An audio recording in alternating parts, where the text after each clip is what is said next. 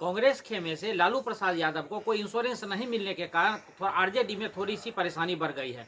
यानी आप माने तो जिस प्रकार से कांग्रेस अपना ढुलमुल रवैया अभी आरजेडी के सामने रख रही है कि कभी वो कहती है कि हमें 90 सीट चाहिए, कभी कहती है 70 से कम पे नहीं लड़ेंगे, कभी कहती है कि अकेले 243 सीट पर लड़ेंगे।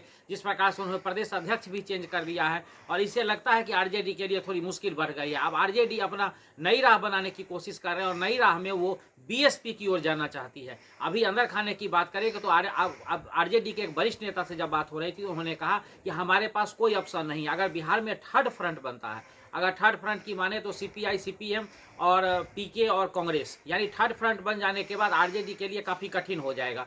यानी जिस प्रकार से कांग्रेस ने एक जाल बिछाया है, अब बिहार में जिस प्रकार जातीय समीकरण को साधने की कोशिश की है, आरजेडी की नज़र वहीं थी। लेकिन आरजेडी को लगता है कि अगर थर्ड फ्रंट बन गया तो उसके पास कोई उपाय नहीं बचेगा। ऐसी स्थिति में अगर वो बीएसपी के साथ जाते हैं तो जो दलित वोट हैं और जो ईबीसी के वोट हैं, वो ईबीसी और ओबीसी यानी दोनों वोट बैंक को वो साध सकते हैं और एमवाई समीकरण तो उनके साथ है ही।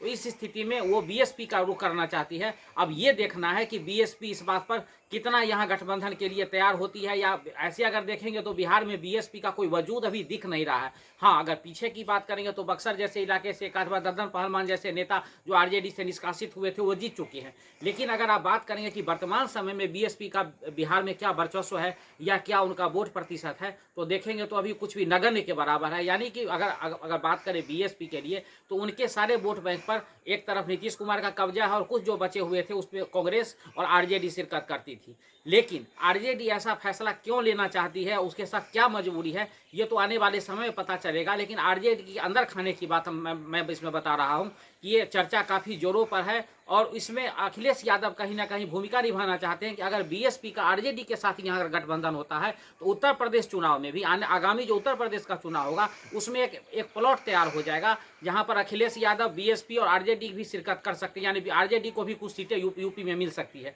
इस समीकरण को देखते हुए भी इस चीज़ पर काफ़ी खासा ध्यान दिया जा रहा है। अब अगर बात करें कांग्रेस की कि किस प्रकार से कांग्रेस इस बात को देखते हैं, कांग्रेस का कहना है कि हमने आरजेडी के सामने कोई रास्ते अभी छोड़े नहीं हैं या हमने उनको पूरी तरह मना भी नहीं किया है। अब ये देखना इसमें अहम होगा कि किस प्रकार से कांग्रेस अपना बाजी बदलती है या आरजेडी के साथ जाती है। अगर कांग्रेस आरजेडी के साथ नहीं जाती और दोनों का गठबंधन नहीं होता है और सीपीआई, सीपीआईएम और पीके और आरजेडी और कांग्रेस एक साथ मिलकर अगर चुनाव लड़ती है तो इस स्थिति में आरजेडी के लिए काफ़ी कठिन होना तय है। इसीलिए क्योंकि बीएसपी का कोई ऐसा यहाँ जनाधार नहीं है और अगर आरजेडी जाती है तो उसको काफ़ी नुकसान उठाना पड़ेगा।